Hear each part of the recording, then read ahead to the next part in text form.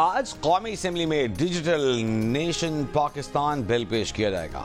मौजूदा कानून के तहत दो अहम इदारे कायम किए जाएंगे। मुजव्वज़ा कानून के तहत दो अहम इदारे कायम किए जाएंगे। नेशनल डिजिटल कमीशन की सरबराही वज़ीर आज़म खुद करेंगे और इसमें चारों वज़राए आला के साथ स्टेट बैंक, FBR और PTA के सरबराहान शामिल होंगे। दूसरा इदारा पाकिस्तान डिजिटल अथॉरिटी होगा, जिसकी सरबराही सरकर्दा माहिरीन करेंगे। निजी शोबे को साथ मिलाने के लिए डिजिटलाइजेशन मास्टर प्लान को आम किया जाएगा। कानून साजी में शामिल ज़राए का कहना है कि मुजव्वज़ा कानून का बुनियादी मकसद कौम के हर फर्द के लिए डिजिटल शनाख्त पैदा करना है। डिजिटल नेशन पाकिस्तान एक्ट पैदाइशी सर्टिफिकेट से लेकर तालीमी रिकॉर्ड, सेहत का रिकॉर्ड, जमीन का रिकॉर्ड, असासे, कारोबार, पुलिस सर्टिफिकेट, शनाख्ती कार्ड तक अहम खिदमात की बिला ताअत्तुल रसाई फराहम करेगा। हुक्काम का कहना है कि वफाकी हुकूमत पहले ही अपने 65% ऑपरेशन को ई गवर्नेंस पर मुंतकिल कर चुकी है। दहशतगर्दों के हाथों आर्मी पब्लिक स्कूल पेशावर के बच्चों के कत्लेआम को 10 साल हो गए। सदर आसिफ जरदारी ने पैगाम में कहा है कि सानिया APS जैसे वाक़यात दहशतगर्दों और खवारिज का असल चेहरा बेनकाब करते हैं। सानिया APS ने हमें दहशतगर्दी के खिलाफ बहैसियत कौम मुत्तहिद किया। कानून नाफिज करने वाले इदारों और शहरियों की कुर्बानियों को खिराज अकीदत पेश करते हैं। वज़ीर आज़म शहबाज शरीफ ने कहा कि सानिया APS न कभी भूलेंगे न कभी मुआफ़ करेंगे। वक्त इस सानिया और उन मासूम बच्चों की जुदाई का सदमा मिटा नहीं सकता। बैरून मुल्क दुश्मन अनासिर की ईमा पर दहशतगर्द मासूम पाकिस्तानियों को निशाना बनाते हैं। सिक्योरिटी फोर्सेस मुल्क दुश्मन अनासिर से हिम्मत और जवां मर्दी से नबर्दा आजमा हैं।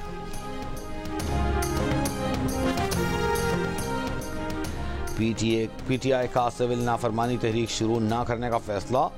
रहनुमा PTI शौकत यूसुफ़ज़ई का कहना है कि पार्टी क़यादत ने बानी PTI को दरख्वास्त की है कि पहले मुज़ाकरात का मौका दिया जाए। मुज़ाकरात की वजह से सिविल नाफरमानी तहरीक की तारीख फाइनल नहीं हुई थी। चाहते हैं कि मज़ीद मुश्किल में न हो, लेकिन हुकूमती रवैये ने मायूस कर दिया। GH की हमला केस में नामजद मुल्ज़िमान को अडियाला जेल में पेश होने का हुक्म जारी। इंसदादी दहशतगर्दी अदालत के जज कुछ देर बाद समाअत करेंगे। बानी PTI को भी कमरा अदालत में पेश किया जाएगा।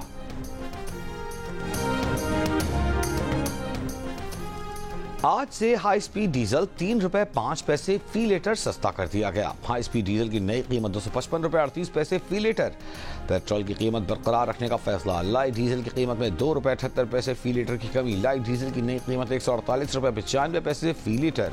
मिट्टी के तेल की कीमत में 3 रुपए 32 पैसे फी लीटर कमी। मिट्टी के तेल की नई कीमत 161 रुपए 66 पैसे फी लीटर मुकर्रर कर दी गई। गजा में इसराइली फौज के हमलों में 3 सहाफ़ियों और शहरी दिफा के 5 कारकुनों समेत 69 फलस्तीनी शहीद। सेहूनी फौज ने 4 स्कूलों को निशाना बनाया। कमेटी टू प्रोटेक्ट जर्नलिस्ट का कहना है कि गजा के हालात दुनिया तक न पहुंचने देने के लिए इसराइल मुनज़्ज़म अंदाज में फलस्तीनी सहाफ़ियों को निशाना बना रहा है। मगरबी किनारे के जनीन कैंप में फलस्तीनी अथॉरिटी की फोर्सेस का मुज़ाहिमती क़ुव्वतों के खिलाफ क्रैकडाउन। कमांडर जनीन ब्रिगेड और 19 साल का लड़का शहीद। तर्जुमान जनीन ब्रिगेड का कहना है कि उनका ग्रुप इसराइली आबादकारों के हमलों के फलस्तीनियों को बचाने वाली वाहिद क़ुव्वत है।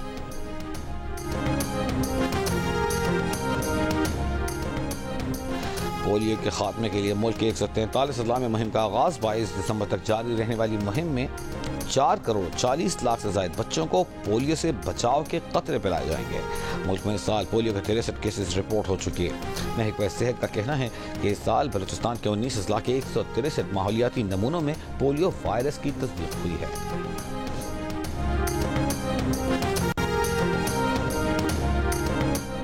इस्लामाबाद में मनशियात फरोशी में मुलव्वस नाइजीरियन बाशिंदों का गिरोह पकड़ा गया। सेक्टर G13 में कार्रवाई के दौरान मुल्ज़िमान गिरफ्तार। हॉस्टल तालीमी इदारों में मनशियात सप्लाई करने का इल्ज़ाम। एंटी नारकोटिक्स फोर्स ने मुकदमा दर्ज कर लिया।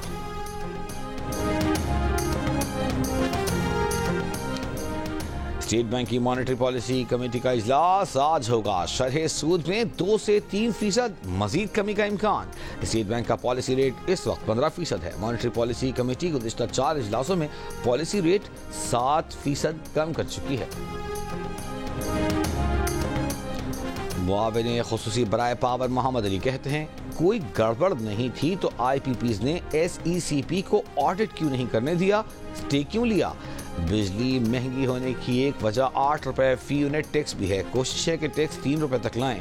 जियो न्यूज़ की खुसूसी ट्रांसमिशन में साबिक निगरान वजीर गौहर एजाज ने कहा कि हुकूमत का काम कारोबार करना नहीं, मुआशी बहरान, सनतों की तबाही और गरीब अवाम पर महंगी बिजली का बोझ सब गलत मुआहिदों की वजह से है। हम 43,000 मेगावाट बिजली बना रहे हैं। पिछले साल 12,000 मेगावाट बिजली इस्तेमाल हुई। इजाफी पैसे आवाम से लिए जा रहे हैं। साबिक चेयरमैन एप्टिमा आसिफ इनाम ने कहा कि इंडस्ट्री ठप होने की वजह यही है कि सब कुछ एनर्जी सेक्टर ले जाता है। सरकारी गोदाम से गंदम की चोरी या तेल की चोरी एक ही है। इसे भी गंदम चोरी वाले मामले की तरह डील किया जाना चाहिए।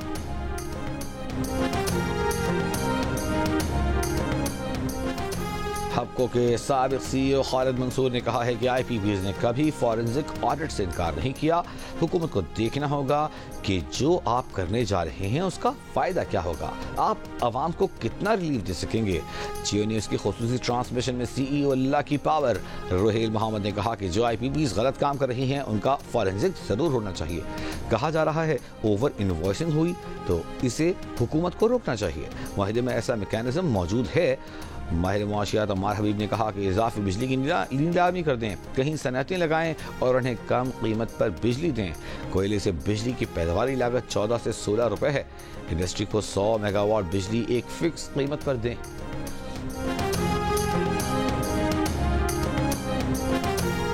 जाली डोमिसाइल पर सरकारी मुलाजमतें हासिल करने वालों के खिलाफ केस में सिंध हुकूमत ने जवाब जमा करवाने के लिए मोहलत मांग ली। सिंध हाई कोर्ट ने कहा कि 30 दिन के काम में आपने 2.5 साल लगा दिए। डोमिसाइल और PRC की जांच पड़ताल कमेटी की रिपोर्ट भी जमा कराएं। ख्वाजा इजहार की दरखास्त पर कार्रवाई आइंदा समाअत तक मुलतवी।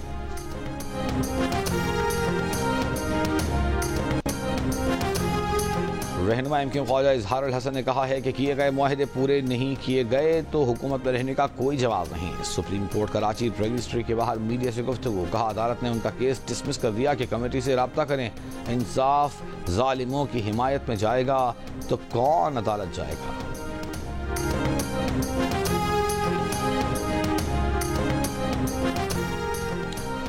अरकान पंजाब असम्बली की तनख्वाहों में इजाफे का बिल आज इजलास में पेश किया जाएगा। बिल आज पंजाब असम्बली इजलास के एजेंडे में शामिल। बिल की मंजूरी के बाद 1 जनवरी से तनख्वाहों में इजाफा होगा।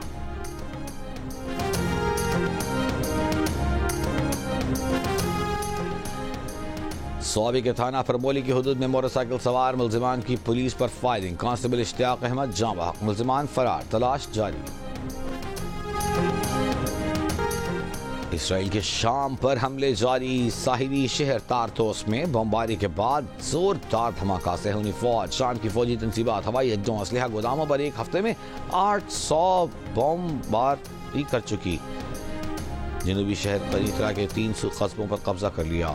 इसराइली वज़ीर-ए-आज़म नेतन्याहू ने शाम से छीनी गई मकबूजा गोलान की पहाड़ियों पर इसराइली आबादकारी में तोसी का मंसूबा बना लिया। इसराइली हुकूमत से उसकी मंजूरी भी ले ली। सऊदी अरब, कतर और मुत्तहिदा अरब अमारात की गोलान की पहाड़ियों पर इसराइल के तोसी मंसूबे की मजम्मत। कतर का 13 साल बाद शाम में सिफारत खाना खोलने का ऐलान।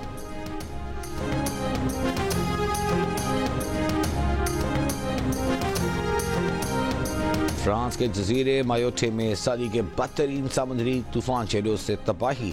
220 किलोमीटर फी घंटे की तूफानी हवाओं से दरख्त उखड़ गए, घरों की छतें उड़ गईं, दर्जनों अमलाक और गाड़ियों को नुकसान पहुंचा। हादसात में 11 अफराद हलाक। तूफान ने अफ्रीकी मुल्क मोज़म्बिक में भी तबाही मचा दी। बहरे हिंद में बनने वाले तूफान चेडो का रुख अब जिम्बाब्वे और मलावी की जानिब है।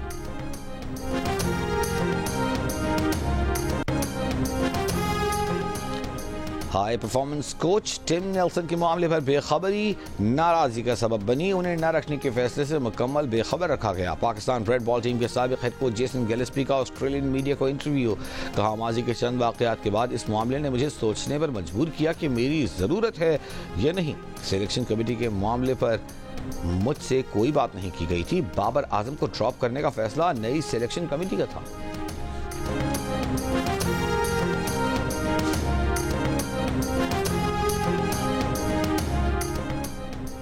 जनूबी अफ्रीका के खिलाफ वनडे सीरीज की तैयारी। पाकिस्तान क्रिकेट टीम का वनडे स्क्वाड आज केप टाउन में मकामी वक्त के मुताबिक 2:30 बजे प्रैक्टिस करेगा। वनडे सीरीज का पहला मैच मंगल को खेला जाएगा। और women's under 19 T20 Asia cup में पाकिस्तान का नेपाल के खिलाफ टॉस जीतकर बैटिंग का फैसला। कल भारत ने पाकिस्तान वुमेन्स अंडर 19 को 9 विकेटों से शिकस्त दी थी।